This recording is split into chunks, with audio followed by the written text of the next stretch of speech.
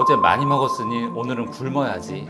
이건 최악의 선택이에요. 살찌기 쉬운 체질이 되는 거죠. 폭식 다음날 이렇게 해보세요. 여러분의 다이어트를 망치지 않습니다. 어제 회식에서 삼겹살에 소주 먹고 2차에는 치킨에 맥주까지 이러고 나면 이번엔 진짜 찌겠는데 걱정하실 텐데요. 안심하셔도 됩니다. 어떤 사람은 과식해도 살이 안 찌는데 어떤 사람은 조금만 먹어도 살이 찌죠. 그 원인 중에 하나가 바로 폭식 후 살이 바로 찔까요? 폭식했다면 예방 차원으로 굶는 게 좋을까요?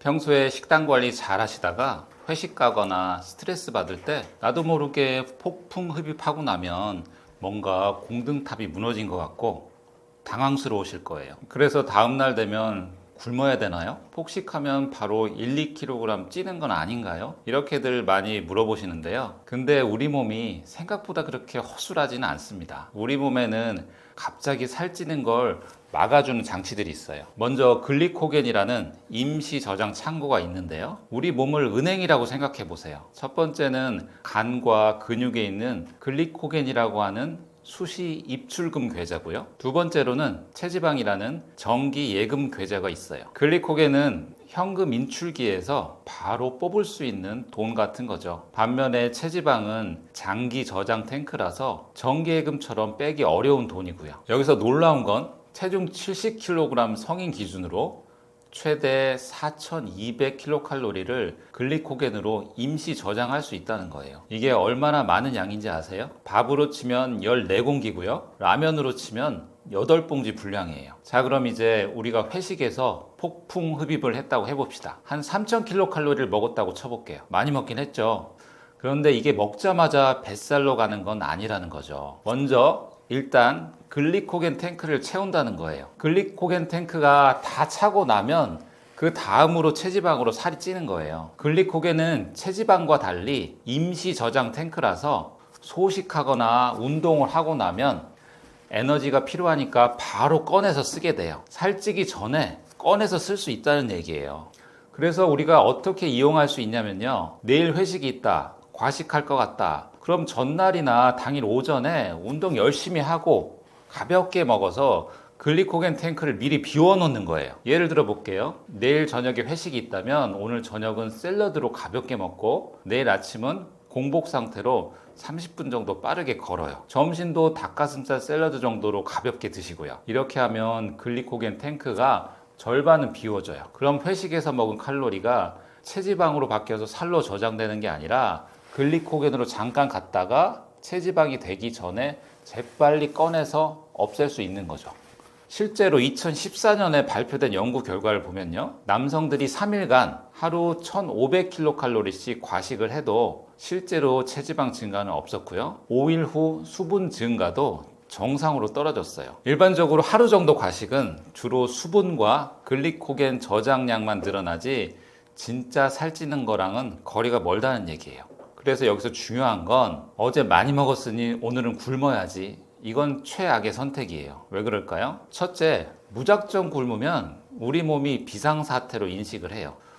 갑자기 음식이 안 들어오네. 전쟁이라도 났나? 그러면 오히려 지방 저장 모드로 바뀌거든요. 기초 대사량이 떨어지면서 먹는 음식을 더 열심히 저장하려고 해요.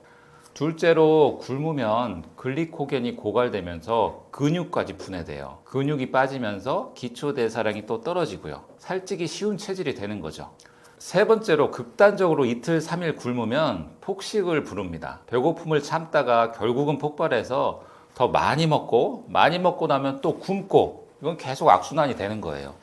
그럼 어떻게 해야 할까요? 폭식 다음날은 이렇게 해보세요. 아침에는 레몬수나 올리브유 한 잔으로 시작하시고요. 그리고 공복 상태로 3, 40분 정도 걷거나 가벼운 유산소 운동을 하시고요. 이때 글리코겐이 빠르게 소모돼요. 아침 식사는 단백질 위주로 가볍게 계란 2개나 그릭 요거트 정도면 충분해요. 점심은 평소에 70% 정도로 하시고요. 저녁은 채소를 많이 드시고 탄수화물은 반 이하로 줄이시고요. 물은 평소보다 1리터 정도 더 마셔야 노폐물 배출을 도와줄 거예요. 그리고 일찍 자는 것도 중요합니다. 잠을 자는 동안 우리 몸이 대사를 정상화시키거든요. 절대로 하지 말아야 될 것도 있어요. 아까 말씀드렸죠? 굶기라는 거는 아무 대책 없이 2, 3일 굶는 걸 말하는 거예요. 구토, 설사약, 과도한 운동, 이런 건 오히려 요요 현상만 부릅니다. 기억하세요. 지방 1kg을 찌려면 무려 7,700kcal가 필요해요. 하루 폭식으로 1kg 살이 찌는 건 물리적으로 불가능하다는 얘기죠. 체중이 늘었다면 대부분 수분과 글리코겐 무게예요. 마지막으로 이 말씀을 드릴게요. 한 번의 폭식이 여러분의 다이어트를 망치지 않습니다. 1년은 365일이고요. 하루는 0.3%에 불과합니다. 죄책감 갖지 말고 굶지도 말고 그냥 다시 일상의 패턴으로 돌아오시면 돼요. 글리코겐이라는 우리 몸의 안정장치를 믿고 안심하셔도 됩니다. 폭식했다고 무조건 살이 찌는 게 아니라는데 어떤 원리인가요? 우리 몸은 정교한 자동 시스템을 가진 기계랑 비슷해요. 체온이 올라가면은 땀을 흘리고 혈당이 높아지면 인슐린이 또 비슷하게 나오죠. 외부 환경이 바뀌거나 예상치 못한 상황이 생겨도 우리 몸은 항상 일정한 상태를 유지하려고 끊임없이 노력을 해요. 이걸 항상성 유지라고 하는데요. 폭식도 마찬가지예요. 폭식도 우리 몸에는 큰 변화를 주는 예상치 못한 상황인데요. 체중 증가를 막아주는 똑똑한 시스템들이 우리 몸에 있어요. 어제 회식에서 삼겹살에 소주 먹고 2차에는 치킨에 맥주까지 이러고 나면 이번엔 진짜 찌겠는데 걱정하실 텐데요.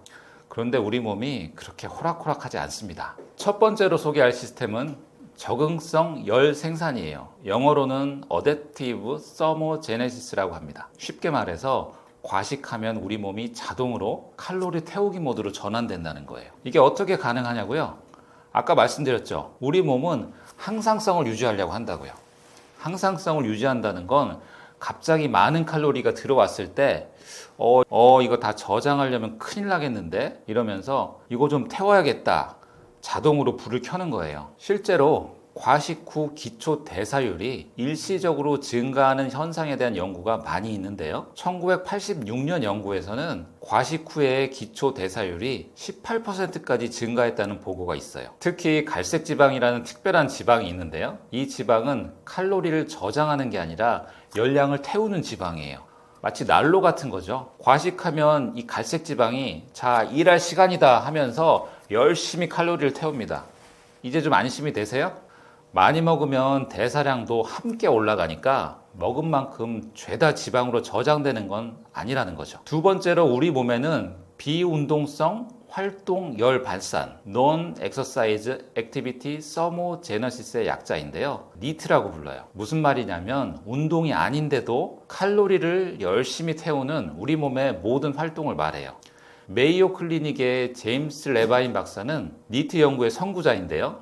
연구에 따르면 사람들 간의 니트 활동 차이가 하루 최대 수백 킬로칼로리까지 날 수 있다고 해요. 세계적인 저널 사이언스지에 발표된 그분 연구에서는 날씬한 사람들이 과체중인 사람들보다 일상생활에서 훨씬 더 많이 움직인다는 것을 밝혀냈어요. 왠지 우리 생각에도 그럴 것 같긴 하죠. 그런데 이걸 수치로 증명하는 건 또 어려운 문제예요. 하루에 평균 2.5시간 더 많이 움직이고 서 있는 시간도 훨씬 더 길었어요. 더 중요한 건 이런 니트 활동이 개인마다 차이가 크다는 거예요. 어떤 사람은 과식해도 살이 안 찌는데 어떤 사람은 조금만 먹어도 살이 찌죠. 그 원인 중에 하나가 바로 이 니트 효과라고 할 수 있어요. 날씬한 체질이라고 불리는 사람들은 니트 활동이 활발해요. 과식하면 무의식적으로 더 많이 움직이고 더 많이 열을 발산합니다. 그럼 니트를 늘리는 방법이 있을까요? 한번 이렇게 해보세요. 서서 일하면 앉아있을 때보다 칼로리를 무려 20에서 50%를 더 소모해요. 요즘에 서서 쓰는 책상도 많이 있잖아요. 그리고 엘리베이터 대신 계단을 쓰시고요. 전화할 때는 가만히 있지 말고 우리가 안절부절 하는 것처럼 돌아다니세요. 이게 보기엔 좀 그래도 니트예요. TV 볼 때도 누워있지 마시고 끊임없이 스트레칭 한번 하시고요. 이렇게 적응성 열 생산과 니트라는 두 가지 방법으로 우리 몸은 폭식을 해도 칼로리가 몽땅 지방으로 저장되는 걸 막아줘요. 근데 주의할 점이 있어요. 이런 보호 시스템이 만능이 아니에요. 매일 폭식하면 이 시스템도 과부하가 걸리겠죠? 그리고 나이 들수록 이런 보호 시스템도 효율이 떨어지고요. 노화와 함께 갈색 지방의 활약도 감소하고 니트 반응도 둔해지거든요. 또 한 가지는 알코올과 함께 폭식하면 이런 보호 시스템이 전혀 작동하지 않아요. 알코올이 들어가면 우리 몸은 알코올 해독을 최우선으로 하기 때문에 지방 대사가 억제되거든요. 그래도 우리 몸이 정말 똑똑하죠? 한두 번의 폭식으로 망가지지 않도록 스스로를 보호하고 있으니까요. 가끔 한 번씩은 우리 몸이 복구해 주겠지만 건강한 식습관을 유지하는 거 가장 중요한 건 변함이 없습니다. 폭식 후 누워있지만 않아도 살이 덜 찐다는데 효과가 얼마나 있는 걸까요? 누우면 뭐 된다? 소 된다? 아니죠. 누우면 살 됩니다. 눕는 동작이 단순한 것 같지만 굉장히 복잡한 우리 몸의 변화를 만드는데요. 폭식 후에 체중 증가를 막으려면 먹고 나서 절대 눕지 않는 게 중요해요. 우리가 폭식한 후에 그 칼로리들이 어디로 갈지 정해지는 아주 중요한 타이밍이 있는데요.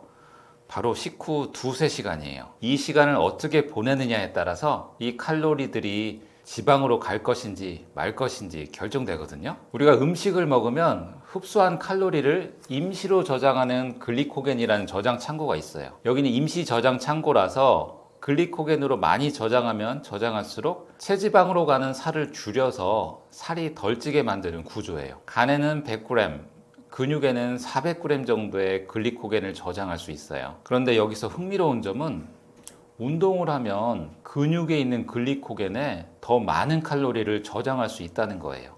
당연하겠죠. 창고를 자꾸 비워야 창고 안에 물건을 더 많이 쌓을 수 있잖아요. 그래서 운동을 해서 근육에 있는 글리코겐에 있는 칼로리를 많이 쓰면은 많이 쓸수록 더 많이 저장할 수 있죠. 반대로 글리코겐이 가득 찬 근육에서는 포도당이 더 들어갈 데가 없으니까 지방 쪽으로 저장이 돼서 살이 찔 가능성이 높아져요. 그럼 누워있을 때 우리 몸에 어떤 일이 생길까요? 식후에 누워있으면 혈당이 더 높게 오래 유지가 돼요.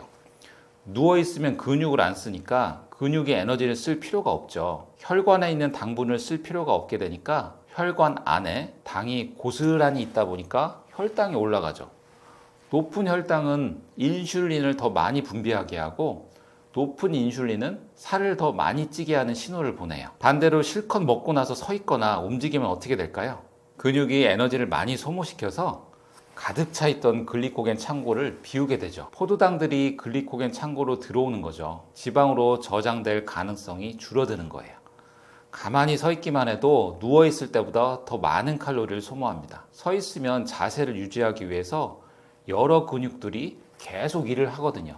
더 중요한 건 서 있으면 종아리 근육이 계속 수축과 이완을 반복해요. 종아리 근육을 제2의 심장이라고 부르는데요. 혈액순환까지 도와서 포도당이 근육으로 더 잘 들어가게 만들어요. 그럼 얼마나 서 있어야 할까요? 최소 30분. 가능하면 1시간은 서 있거나 가볍게 움직이세요. 꼭 운동을 하라는 게 아니에요. 그냥 일상적인 활동만 해도 충분합니다. 예를 들어서 설거지를 하거나 집안 정리를 하거나 산책하기, 심지어 TV를 서서 보기만 해도 효과가 있어요. 저는 폭식한 다음 날에는 제가 일부러 설거지를 합니다. 아내를 위해서라고 하지만 사실은 제 뱃살을 위해서죠. 식후 걷기는 혈당 유지의 가장 기본 중에 기본인데요. 식후에 15분만 천천히 걸어도 혈당 스파이크를 막아주고 소화도 잘 됩니다. 식후 100보를 걸으면 99세까지 산다고 하는 말들이 다 이유가 있는 거죠. 그런데 여기서 주의하셔야 될 건 너무 격렬한 운동은 오히려 소화를 방해할 수 있어요. 혈액이 근육으로 많이 이동하면서 위장으로 가는 혈액이 줄어들거든요. 가볍게 편안하게 움직이는 게 포인트입니다. 그런데 선생님, 저는 식사 후에 너무 졸려서 못 일어나겠어요 라고 하시는 분들이 있어요. 네, 이해합니다. 식곤증이죠. 하지만 이럴 때일수록 더 일어나야 해요. 누우면 혈당이 더 천천히 내려가고 높은 혈당은 더 많은 인슐린을 부릅니다. 그러다가 혈당이 갑자기 훅 떨어지게 되죠. 이러면 또 졸려요. 악순환이에요. 차라리 의자에 앉아서 살짝 졸더라도 완전히 눕지는 마세요. 상체를 40도 이상만 세우고 있으면 그나마 낫습니다. 이것만 기억하세요. 우리 몸의 근육은 움직일 때 포도당을 받아들여요. 누워있으면 근육이 난 쉬는 중이야 하고 문을 닫아버려요. 하지만 서 있거나 움직이면 이래야 하는구나, 연료를 좀 주세요 하고 문을 활짝 엽니다. 아셨죠? 폭식하고 나면 절대 눕지 말고 서 있거나 걸어 다니세요. 그래야 우리가 먹은 칼로리가 지방이 아닌 글리코겐으로 저장되고 나중에 쉽게 뺄 수 있습니다. 오늘부터 식후 30분 서 있기 챌린지를 한번 해보시면 어떨까요? 다이어트를 한다, 체질 개선을 한다, 이런 것들을 숙제처럼 생각하시는데요. 사실 식단이나 운동이나 습관 개선이나 이런 것들이 결국은 나를 행복하게 하기 위해서 하는 거잖아요. 숙제가 되고 통제가 되면 나와의 관계가 멀어집니다. 나를 사랑하는 마음으로 내 몸에 좋은 음식을 드시고 나를 아끼는 마음으로 운동을 하셔야 사실 다이어트가 나를 행복하게 할 거예요. 오늘 드린 말씀들 하나하나 차근차근 천천히 실천하시면 몸이 바뀌고 삶이 바뀌고 인생이 바뀌실 겁니다. 저는 유튜브 채널 식욕닥터 남원장을 통해서 행복한 다이어트 콘텐츠로 여러분 다시 찾아뵐 거고요. 쉽게 찾아오시도록 제가 밑에 고정 댓글 남겨드릴게요. 아울러 떠먹여주는 TV도 많은 사랑 부탁드립니다. 감사합니다.